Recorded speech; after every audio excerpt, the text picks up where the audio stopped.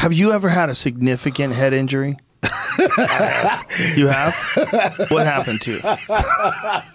What happened to you? You know, they're got an NPR piece coming out next week that I pile drive some guy. I never did that. What happened? What happened to your head? I've been pile drived. Somebody pile drived you? And what happened? How old were you? I was about 13. 13. 14. Somebody pile drived you in your head. Did it change your personality? I got up and punched him in the throat, and they had a tracheotomy. I almost died. Wow. So was it a friend like of yours? It was like the state wrestling champion, middleweight, and his cousin or something. And Dallas was like this, like, you know, got me down. I was never starting fights, man. These people. Here's the thing: I'm not a victim of racial attacks. I'm not like Jeffrey or Jesse Smollett. Because I fought rednecks and I got my leg broken, you know, by. So this guy pile drived you on your head when you were 13. Yeah, and then what did it do to your personality? And then I had to fight his whole family. Well, fight most of his family. It was a game changer. Did it change? But do you have any significant change from that head injury? Sometimes when people have head injuries, especially, it seems like young people. Stuff just got better after that. Really? Oh, a lot of. That's pretty good timing. He's all Joe's all serious. Like, dude, we got to get to the root of this. That's good timing. No, That's happened to a lot of folks. There's no doubt. My friend Dave Foley was just on here, and he was talking about how he got drunk and he fell down and cracked his head. It's crazy, but it cured his depression. Yeah, let me explain this. Any given time, if somebody's a regular guy and I would never start a fight, they kick my ass. Like the average 150-pound guy, you're probably kicking my ass. But when like a bunch of people are coming after me, it's like Darth Vader. And when I was a kid, I mean, I learned right away. Like the first time I bashed somebody's head into the concrete when they attacked me, I got higher than hell. But when the kid dropped you on your head, what effect did it have on you physically? It was by the field house because his cousin had attacked me and I beat him up. And so the state wrestling champ, was like a senior, comes and goes, "Oh yeah," and he slammed around and he got up when my head was bleeding like he'd won, and I punched him in the neck and broke his. And they had a tracheotomy. He almost died. I was like, "Yeah, he almost killed me." He was like, he couldn't, like he slammed me in the ground. My head's bleeding, all these stitches right here, and then he couldn't believe when I got up and said, "Well, you die." He couldn't understand like the energetic equivalence. He couldn't understand being the nail. You could only understand being the hammer. He didn't understand that. And then they took me to jail, but they let me go. I'm not some tough guy. The point is, I'm getting killed. I'm gonna fight back. And so Dallas was like. So what happened to your head after that? I mean, I never even got knocked out in that one. He slammed my head in the ground, and I remember like everybody made the joke because the concrete cracked. Oh, Jesus it was like Christ. on the edge of the concrete. He pile drive me right into the concrete and like split my head way open. This is her story. And I remember just getting up. It was like slow motion, pushing right in the neck. And the ambulances and the police came. That was that story. Did you go to the hospital? No, they took me to jail for that, but then they let me go.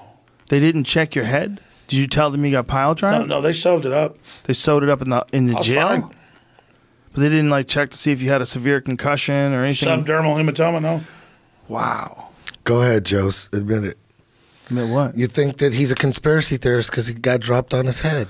I think there's something to people that have had head trauma that become brilliant at speaking things. It's true. The black Sam dude only Kinison. lost I don't the think fight. he got dumped the that black hard. dude. It doesn't sound like he his name was really Corey got Strange. dumped. His name was Corey Strange. The only reason he won was he was better and more powerful than me. He had like fucking.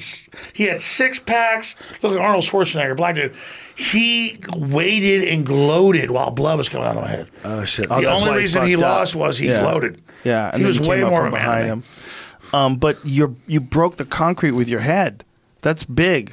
No, you didn't. The concrete didn't actually break, did it? Maybe it didn't, but they made the joke. Okay, so either it did or it you got didn't. knocked out. He still got spiked on his head on the concrete. Cold? No.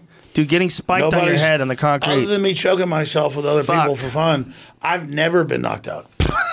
Okay, so I don't think. One time a guy hit me. I don't think he got dropped on his head that Incorrect. hard. You're incorrect. You absolutely. I don't think so. I think he barely tapped his head. He would have been knocked out. Maybe not. It doesn't matter. Like sometimes people get knocked out through severe head injury. Sometimes they don't.